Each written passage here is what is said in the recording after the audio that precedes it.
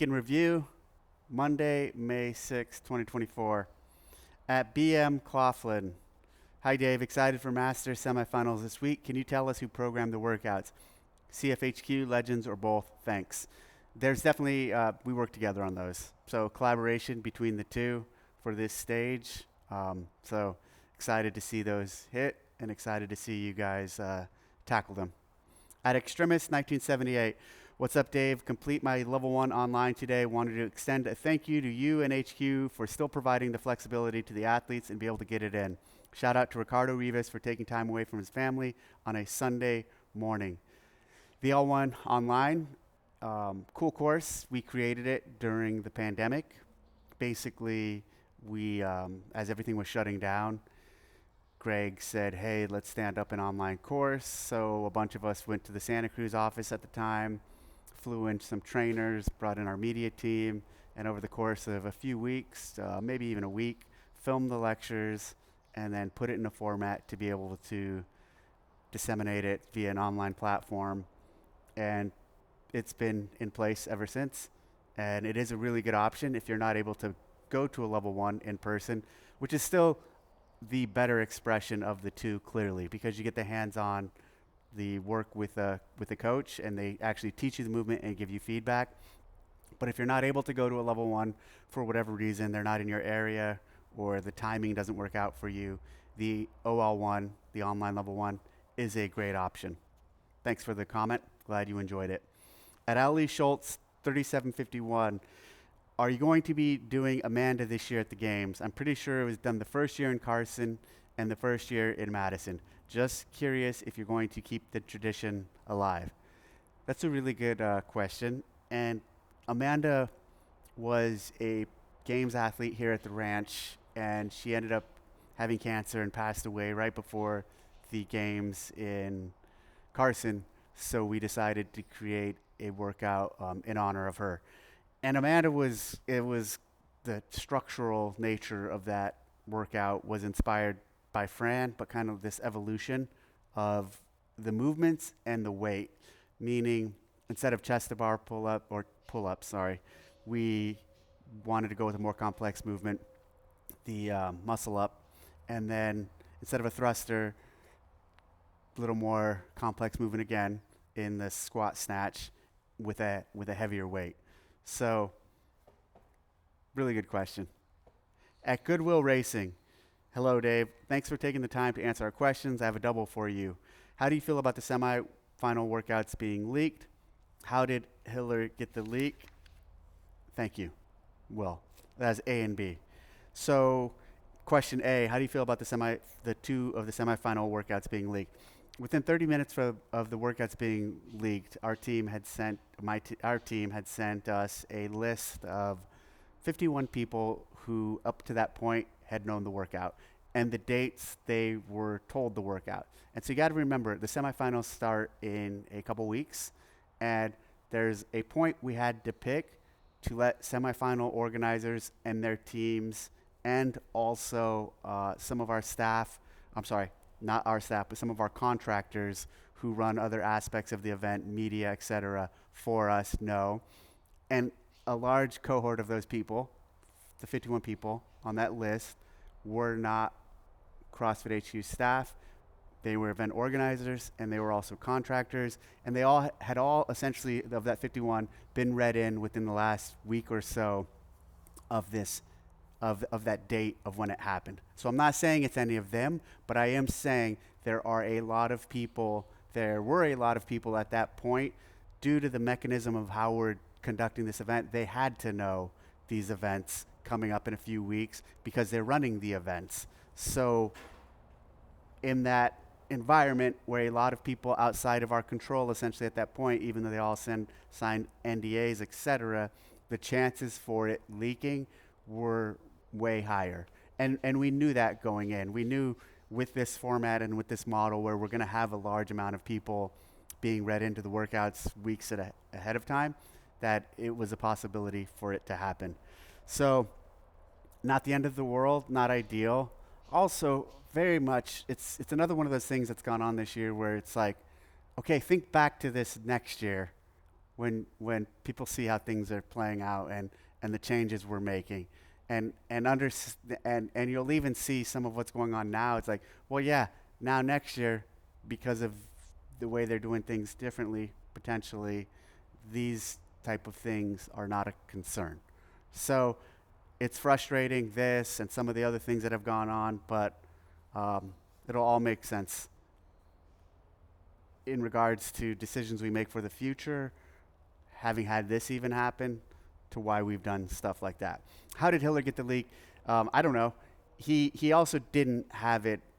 He wasn't the first. I had an athlete text me and a few other people text me saying they had them, and so then athletes or people pushed it to him, and just like, he likes to have the little Batman thing going on. He's more like the Joker in that scene in Batman where he talks about he's just like a dog chasing the car.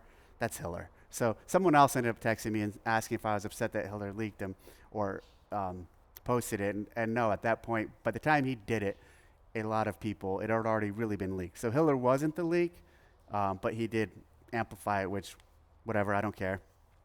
That's his job. That's his role. He's the dog chasing the car. At Roger Hill, why not allow these judges or these options in the quarterfinal next year? Independent judge can validate scores just like the affiliate manager does in the Open. Cannot be from the same affiliate camp, etc. No video review required in this option. Think stage 1 of the 2020 games. This will negate the need for video review for a large number of top qualifiers straight off the bat. Affiliate manager validates cannot qualify for semifinals unless accompanied by video. Video submissions, if you're in a qualifying or backfill position, all videos will be reviewed by same association of judges using part 1. Yeah, those are both good ideas. They're both good systems that we're definitely exploring and thinking about, or versions of that, not necessarily exactly what you said, but some version of that for the future. That being said, with what we did this year, I looked back at the rule book and we said we're going to judge one video. We said we're going to collect videos. We're going to collect them all. We did everything that we said we were going to do, and we had a system in place that we've run for the last few years, and we executed on it. Clearly, some of the results from that were incredibly controversial, but at the end of the day, we executed on a system. Is that the system that we should use going forward? We're definitely evaluating that and seeing if we even want to be in the game of doing that. And some of the things you just suggested in that comment take us out of the game of video reviewing, but there has to be some tighter parameters for how the judging's executed on scene with some of the examples you mentioned. Dave, have you ever considered, in light of the leaks, releasing the workouts but not releasing the weights, heights, or style of movements that could be done? For example, you could release that there are 10 rope climbs, 10 clean and jerks, 10 rope climbs, 10 squat snatches, but not reveal anything about the weights to be used, whether they're ascending or whether legless or not. That way it alleviates the leaks, but you save the actual weights and such for the athlete briefing. Well, so from a practical point of view, there's 3 weeks of semifinals. So by week 1, then the other 2 have an advantage in theory, because week 1 people are at a disadvantage because they find out right at the brief, whereas weeks 2 and 3 could then also prepare for it better. But from a more logistical point of view, taking weights on and off the floor and staging stuff, and for these event organizers understanding how things are going to move is a major concern and something that requires a lot of planning. So there's a nature of it that they have to we have to read a large number of people in on these workouts and all the details of them so they can express them correctly at the semifinals. And so not telling event organizers what weights they're using, etc., it is possible, but it would just make it really more difficult for them to run on scene at the actual event. At ING Mark Ronfeld 6174, if 35% gets penalties, there's obviously a problem with how the standards have been presented. Yes, it sucks. No, it is not just correct because some did not get penalties. No serious sport would end up with this kind of problem. You should obviously take responsibility for the mistake in setting up the competition and not let the athletes suffer. This would have been ridiculous, but with the suffering it obviously causes, it is rather devastating and really sad. Very clearly shames CrossFit. Just tell someone on the street about this. Hold on. Just tell someone on the street about this. Where am I?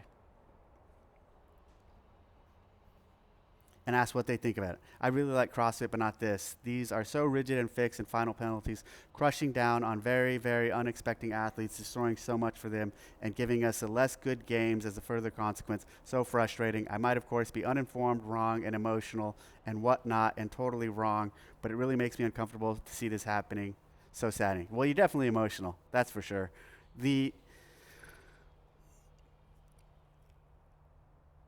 Let me take a look. Let me just answer some of these specifically one-offs. Okay. No serious sport would end up with this kind of problem. There's always problems in serious sports and professional sports with judging. That's clear. I mean, there's been Super Bowls and playoff hopes lost because of calls, right or wrong. There's also, judging error. I'm a big boxing fan. You see judging mistakes all the time in boxing where they give the win to the wrong person. I'm not saying that that's making this. I'm just saying this notion of no serious sport would end up with this kind of problem. Every serious sport always has problems related to the execution of the sport and or judging. Not always, but they happen. You should obviously take responsibility for mistake in setting up the competition and not let the athletes suffer. Here's the other thing, let the athletes suffer. There's this weird mentality with a lot of this that like we're the aggressor and they're the victim. And I didn't talk about this much in the last time, but there is some amount of accountability and responsibility for the athlete that is also in this. Meaning we're not targeting these athletes and we're not just picking on them. A large number of them that were penalized, I would say all of them that were penalized, didn't do the standard as required. And a massive amount of athletes did the workout completely fine with no errors. And even of the 35% who had an error, there were a fuck ton of people who had minor penalties, to include even, well, let's even back, I was going to say Justin Medeiros had a minor penalty and he still won and finished first in his semifinal area or his region, who still advanced. So there were a ton of athletes who had minor penalties and still advanced, and there were some athletes who haven't even had major penalties like Vellner, like Tia, and still advanced. So what I'm saying is a couple points to this. This notion of letting the athletes suffer. This is a two-way street. If I was an athlete in their situation or other athletes in this situation, I would be really preparing the outcome for whatever I'm going to send to CrossFit to really benefit my position in terms of setting myself up for success. So it's not just this notion of we're just coming in and there's a reason athletes were getting penalties. Hold on. Okay, these are rigid. These are so rigid and fixed and final penalties. That was the rules. That's how it was going down. Crushing down on very, very unexpected athletes, destroying so much for them, and giving us a less good games as a further consequence. So frustrating. That was his words, not mine. All right, I'm moving on. At Shui134, enough with all this CrossFit stuff. How's your reading of the Bible going? Any new insights? Been thinking of reading it myself. I just finished the Old Testament, and I'm starting the New Testament this week. So now, I finished it this morning. I'm still really enjoying it. I'm glad I went on this path. Definitely there's so much more to learn about it or to understand and to comprehend clearly. It's like an initial surface level review. I have a couple other books that I'm reading along with it to help understand a little better, but and people do this, but I could see understanding and this journey could last a lifetime. Next, when I finish this, which should be in the next month or so, I'm still undecided which religious text I'm going to read next, if it's going to be the Book of Mormon or the Quran. I'll probably do the Quran and take it from there. Service Cup, the registration for that just launched. We're hosting that with Rogue and Beyond the Whiteboard. So if you want another opportunity to compete against me, I'll be signing up in the Veterans Division, Military Veterans Division. And for all of those who beat me in the Open and reposted the Beat Dave thing, you have another chance to compete with me in this. You didn't need to have done the Open to sign up for this event. So if you want to compete on this, go to our site, check out Rogue's site. They'll have a link to sign up for the Service Cup.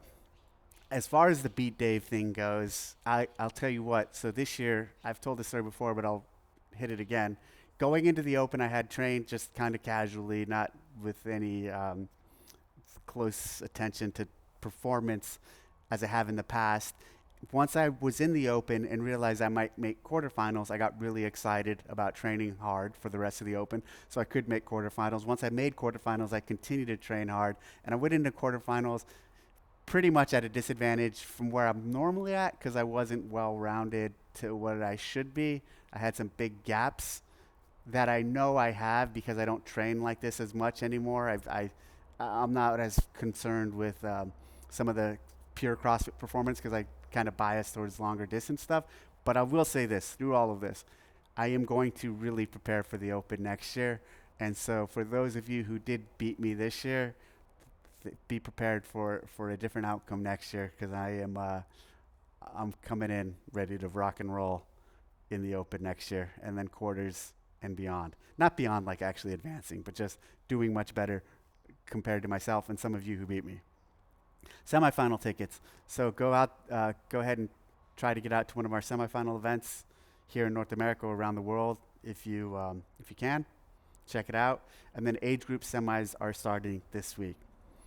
And then finally, I want to tell this story of the scholarship program that we used to host. Actually, it started around the COVID and then the Floyd riots and all of that. There was a lot of pressure around that time for CrossFit to donate money or to do something, to give large amounts of money to any, you name it, one of these organizations to show that we supported kind of what was going on in the world at the time. And so when we thought about who we are and what we represent, we decided we were not going to contribute money to these organizations, but we were going to take control of an outcome or give back in a way that we could.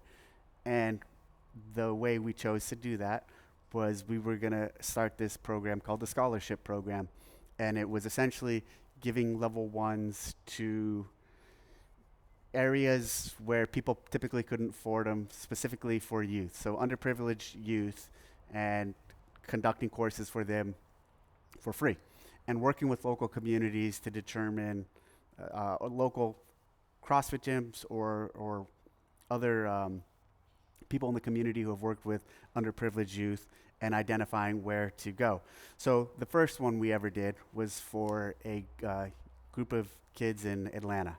And I went out for the course. Chuck was there and a few other trainers. And the course was great, and the kids really enjoyed it. And it was pretty cool to be able to give back in that way. And again, instead of just giving money to X cause, we were able to plant the seeds for the program to help these kids become trainers maybe in the future and eventually have a profession as a CrossFit trainer. Well, we just found out, Chuck just let me know, one of the kids in the first course we ever put on in Atlanta was just shot and killed this weekend. So Chuck sent me a note and sent me a photo of the young man, and tragic. It's sad to see that happen. It's a simple reminder of just the craziness and the rough circumstance that some people are in, and wish we could do more. Wish, whenever you hear that, you think, well, could we have done more from the moment we had with that person to help get them out of that situation or to help steer them in a different path, but we were not able to. Clearly tragic, and just wanted to share the story of that story for no other reason than not trying to get any reaction out of it, but it's just something I was thinking about this weekend of, you know, an effort we are contributing to, and to find out and hear that